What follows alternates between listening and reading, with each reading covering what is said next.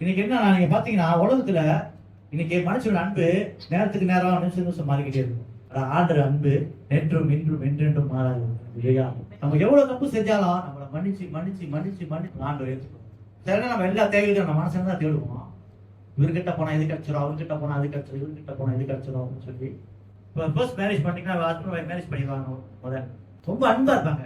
ஒரு 3 வருஷம் 4 வருஷம் எப்படி இருப்பாங்கன்னா 2 பேரும் கை கோத்து நடந்து போவாங்க. நம்ம எங்க போனாலும் அவர் விட மாட்டாரு. போறது வர்றது எல்லா இடத்துலயும் எந்த மிஸ்ஸே பண்ண மாட்டாரு. உழுவும் போது என்ன நடக்கும்னா, ஐயோ இன்னும் இன்னும் இப்படி காய் போட்டு உடனே மெடிக்கல் சென்டருக்கு போனோம் ஓடிடுவாரு. இதே 10 வருஷம் கழிச்சு அவர் ஒரு கையில ஒரு குழந்தை, அவங்க கையில ஒரு குழந்தை நடந்து போகும்போது தடுமாறி கொடுத்துனா வச்சுக்கல, உன் கண்ணை எங்க வச்சிருக்க பாத்துனடா அவனுக்கு இதுதான் மனசோட.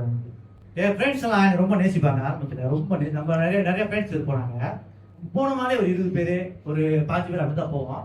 ட்ராக்ல விழுந்த கையோட என் ஃப்ரெண்ட்ஸ்க்கு எல்லாம் தெரிஞ்சிச்சு நான் வந்து ட்ராக்ல விழுந்துட்டேன்.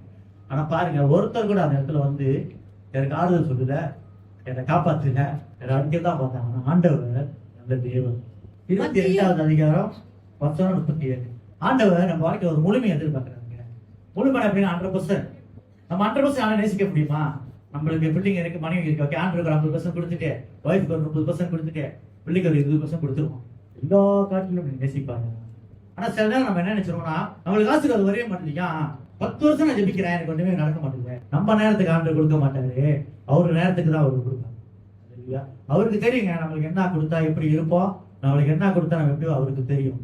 கர்த்தருக்கு வந்து நம்ம காத்து இருக்கணும். நம்மளால காக்க முடியாது. நம்ம வந்து என்ன மனிதனோட என்ன அப்படின்னா, இன்னைக்கு நம்ம ஆர்டர் பண்ணிட்டோமா நாளைக்கு நடத்தணும், இன்னைக்கு நம்ம இது பண்ணிட்டோமா நாளைக்கு நடத்தணும். நம்ம ஒரு புரோத்தோன் கறிக்காக நிற்போம், ஆனா ஆண்டவர் வேற கொடுக்கறதுக்கு வச்சிருக்கோம். என்ன செய்யறீங்களா? விசுவாசத்தை நம்ம காத்து எல்லா சூழ்நிலையும் நோக்கி கூப்பிடு, உனக்கு நான் மறுவத்திரு தருவோம். ஆண்டு சொல்றேன், நீ எட்டாத காரியத்தை நீ நினைச்சு பார்க்காத காரியத்தை நான் சொல்லுவேன். என்ன சூழ்நிலை வந்தாலும் முழு உள்ளத்தோட நம்ம ஆண்டை கொடுப்போம், அவருக்கு நம்ம காத்து இருப்போம்.